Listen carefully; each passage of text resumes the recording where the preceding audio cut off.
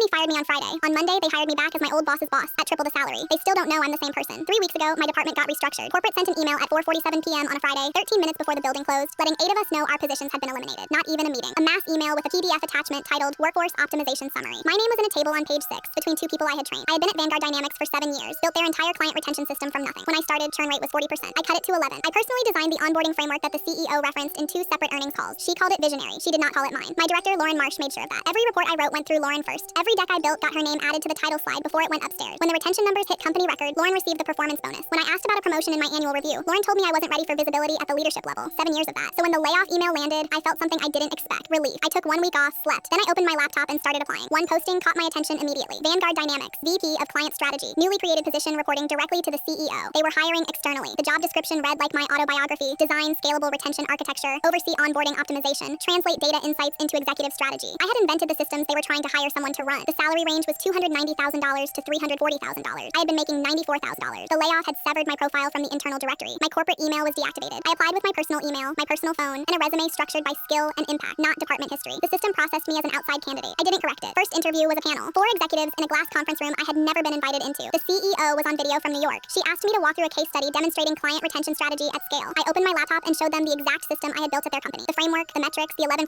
churn number. I presented it as methodology I developed at a previous role. They had no idea they were looking at their own infrastructure through the eyes of the person who created it. The CEO said, and I will never forget this, whoever built this at their company must have been exceptional. I said they were. She didn't blink. Second interview. They introduced me to the team I would manage. 8 people. I recognized every face. 4 of them had been my peers. 2 I had trained. And sitting at the far end of the table, hands folded, smiling because she assumed she was meeting her new boss for a routine introduction, was Lauren Marsh. She did not recognize me at first. I was wearing different clothes, carrying different energy, sitting on the other side of a power dynamic she never imagined could reverse. Then it clicked. Her smile didn't fade. It fractured. I received the offer letter that evening. Base salary $320,000, signing bonus, equity. The role gave me direct oversight of the entire client strategy division, including Lauren's department. I accepted before midnight. My first Monday, I called a division-wide meeting. Walked in, sat at the head of the table. Lauren was in the 3rd row. I opened with a full operational audit. Every project in the pipeline, every deliverable, every name attached to every piece of work. For the first time in 7 years, the names were accurate. After the meeting, Lauren asked to speak with me privately. She said she didn't think this arrangement was appropriate given our history. I told her I agreed. Then I handed her a performance improvement plan. The system that laid me off never cross-referenced the new hire with terminated employee record. HR discovered the overlap 2 weeks later during a routine audit. By then, I had already restructured the division, reassigned 3 roles, and delivered a 90-day strategy that the CEO approved in a single meeting. They didn't unwind the hire. They couldn't afford to. The person they fired for $94,000 was now the only one who understood the system they were charging clients $12 million a year to use. I didn't plan any of this. I just applied for a job I was already doing. The company finally paid me what it was worth. They just had to fire me first to figure that out. This story shows that some companies will never see your value until they're forced to pay someone else's price for it. This man spent 7 years building a system worth millions, while someone else took the credit, took the bonus, and told him he wasn't ready. It took getting fired for the same company to realize he was the most qualified person in the building. They just had to lose him to see it. If that doesn't make you rethink who's really running things where you work, nothing will.